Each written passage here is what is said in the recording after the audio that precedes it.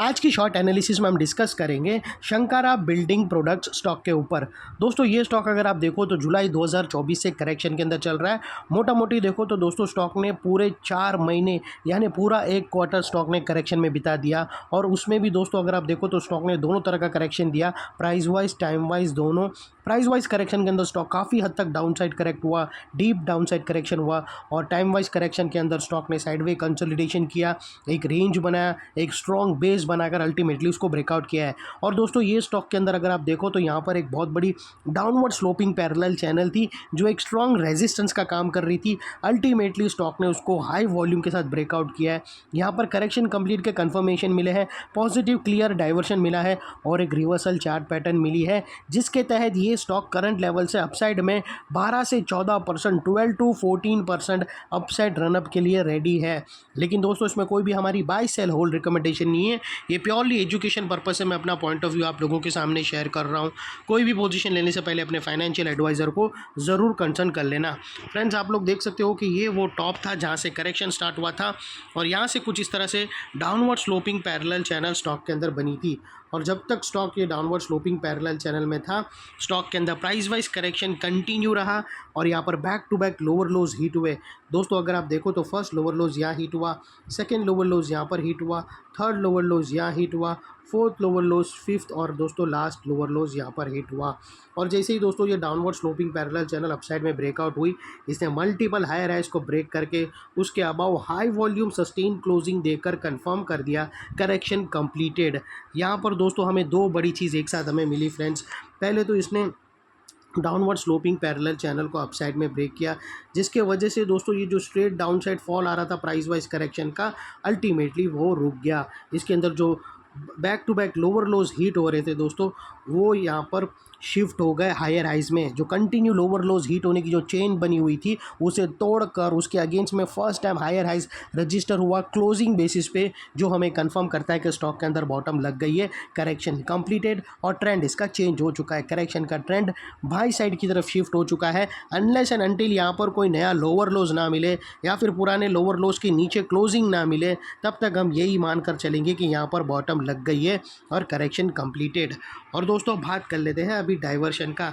तो फ्रेंड्स अगर आप RSI डालकर चेक करो तो आप लोगों को यहाँ पर क्लियर पॉजिटिव डाइवर्शन विटनेस होगा। प्राइस एक्शन के जो लोअर लो स्विंग, जो लास्ट लोअर लो स्विंग अगर आप कंपेयर करो RSI के लोअर लो स्विंग से, तो यहाँ पर हमें क्लियर डाइवर्शन विटनेस होता है। प्राइस एक्शन के जो लोअर लो स्विंग है दोस्तों अगर आप देखो तो डाउन साइड में टिल्ट हुए हैं, और वही RSI की अगर आप देखो तो अप साइड में टिल्ट होके यहाँ से हमें ब्रेकआउट मिला है, जो एक अपसाइड मोमेंटम पंप करेगा स्टॉक के अंदर। और अल्टीमेटली दोस्तों बात कर लेते हैं यहाँ पर चार्ट पैटर्न का। तो फ्रेंड्स अगर आप देखो तो यहाँ पर हमें एक ज़बरदस्त पैरेलल चैनल ब्रेकआउट होते क्लियरली विटनेस होती है। और दोस्तों ये पैरेलल चैनल की जो नेकलाइन है वो तकरीबन 525 के आसपास की आती है। और दोस्तों ये जो पैरेलल चैनल है ये कोई छोटी मोटी रेंज नहीं है दोस्तों, ये तकरीबन 12 से 14% की रेंज है जो ऑलरेडी यहाँ से ब्रेकआउट हो चुकी है। और अपसाइड सस्टेन मूव स्टार्ट करेगा तो स्टॉक 12 to 14% तक रनअप देगा। और वो लिहाज से दोस्तों स्टॉक का जो अगला टारगेट निकल कर आता है वो तकरीबन 615 के आसपास का आता है दोस्तों।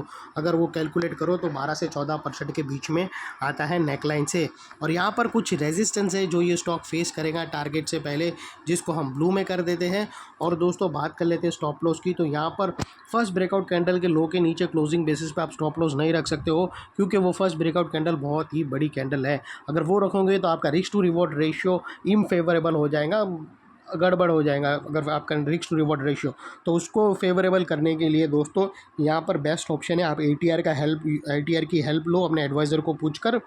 या फिर दोस्तों ये जो पैरेलल चैनल है उसकी जो मिड लाइन है वो एक 50% है, जो एक स्ट्रॉन्ग सपोर्ट का काम करता है। उसके नीचे क्लोजिंग बेसिस पे भी रख सकते हो। जो भी स्टॉप लॉस रखो दोस्तों इतना मेक श्योर करना कि आपका risk to reward ratio at least 1:2 या मिनिमम 1:1.5 रहना चाहिए। और सेकेंडली दोस्तों नेकलाइन के पास का ये एरिया बहुत ही इंपॉर्टेंट एरिया बनकर खड़ा है, क्योंकि अगर आप देखो तो यहाँ पर मल्टीपल पॉजिटिव फैक्टर्स एक्शन में आते हुए मिले। दोस्तों यही एरिया पे हमने downward sloping parallel channel upside में ब्रेकआउट होते हुए मिली, लोअर लोज हायर हाइज में शिफ्ट होते हुए मिले। यहाँ पर हमें दोस्तों क्लियर पॉजिटिव डाइवर्शन आरएसआई के थ्रू ब्रेकआउट होता हुआ मिला और यहाँ पर ही दोस्तों एक बहुत बड़ी पैरेलल चैनल ब्रेकआउट होते हुए मिली। तो वो लिहाज से दोस्तों ये एरिया जो अभी तक एक स्ट्रॉन्ग रेजिस्टेंस था वो अल्टीमेटली स्ट्रॉन्ग सपोर्ट बनकर खड़ा है और इतने बड़े स्ट्रॉन्ग सपोर्ट के नीचे क्लोजिंग बेसिस पे आप लोगों का स्टॉप लॉस रहना चाहिए जो आसानी से हिट ना हो। और बाय एनी चांस अगर क्लोजिंग बेसिस पे हिट हो जाता है तो दोस्तों नो इफ नो बट सीधा स्टॉप लॉस देकर ट्रेड को वाइंड अप कर देना। ये थी हमारी शॉर्ट एंड स्वीट एनालिसिस। अच्छी लगे तो प्लीज़ चैनल को लाइक शेयर सब्सक्राइब ज़रूर करना। Thank you. जय हिंद।